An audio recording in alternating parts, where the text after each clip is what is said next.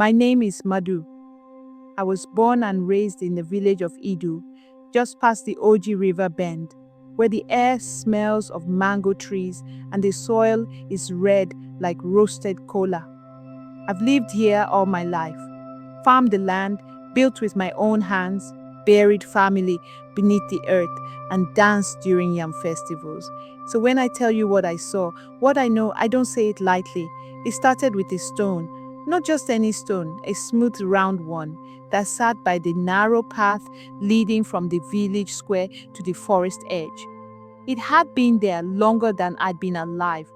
We called it Okpurupu Nuku, which loosely means the big, still one.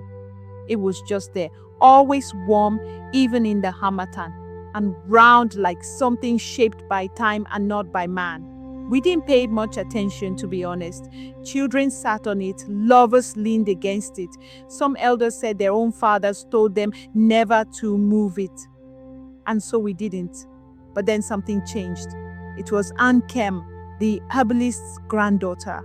Small girl, maybe 10, always chasing dragonflies and asking big questions. One afternoon, she sat on the stone while waiting for her grandmother to finish gathering herbs. That's when it began. She said it spoke. Of course, everyone thought she was just being a child. You know how children are, wild imaginations, making up stories. But Inkem wasn't the lying type. Quiet, observant, the kind of child who'd remember the way a goat limps or the exact place her mother kept the garden hoe. She told her grandmother that the stone whispered her name. Whispered, not said, whispered. Her grandmother, Mama Ogechi, was a practical woman. She listened but didn't panic. Stones don't talk, she told her. Maybe it was the wind or your own voice coming back to you. But Nkem insisted, and the next day, she went back. This time, she didn't sit.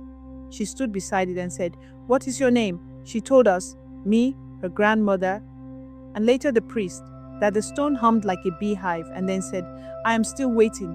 Waiting for what, we asked. But the stone didn't say again. And that's where the thing began to pull us in. Now I know how it sounds. A talking stone? But you must understand, things are not always what they seem in a place like Idu. We've seen goats give birth to twins with the same marking. We've watched trees that we swore were dead bloom overnight during the full moon. Not often, but enough that we know to pay attention when something unusual happens. Kem kept returning every day. She sat, sometimes said nothing, other times asked questions.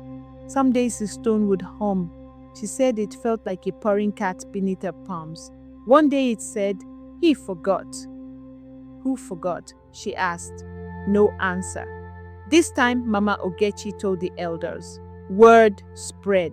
People laughed, but they began walking a bit wider around the stone. It was the chief priest, Igwe, who first grew serious. He came to see the stone himself, walked around it in silence. He didn't touch it, just looked at it, the way a man looks at an old photograph, one that stirs something in the chest.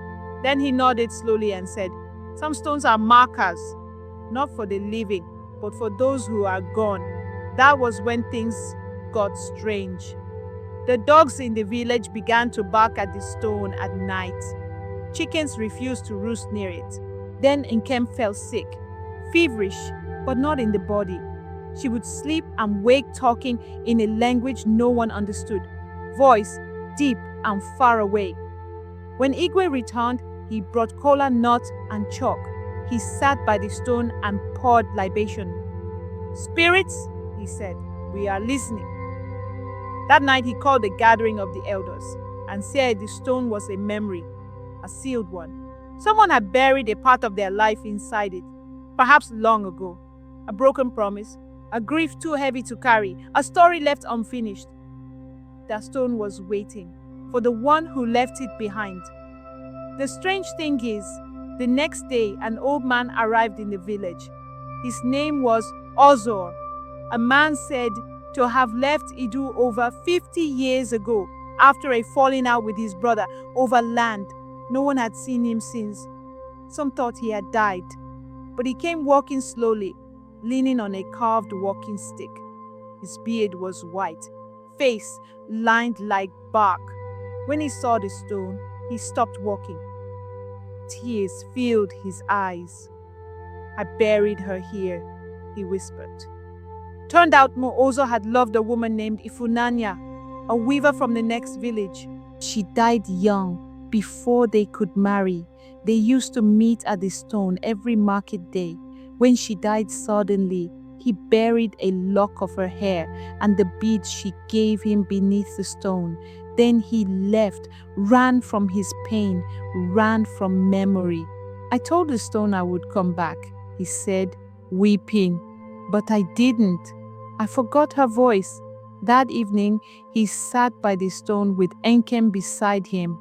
The whole village watched as he placed three things on the ground: a bead necklace, a woven scarf, and a small carved comb. He poured palm wine beside them and said, Forgive me, Ifunanya. I am late, but I remember. And then, this I swear by the gods, the stone cracked, not violently, not loud, just a small deep sound like something finally exhaling after holding its breath too long. Oso died 3 days later, quietly, in his sleep, peacefully. The stone has been silent ever since. Now Unkem is a grown woman, married, with children of her own. The stone still sits by the path, warm, smooth, but it no longer hums. Some say it was just a story. Others say the land remembers what people forget. Me? I pass that stone every day on my way to the farm, and each time I nod and say, Good morning, old friend. Still waiting, because some stones never forget.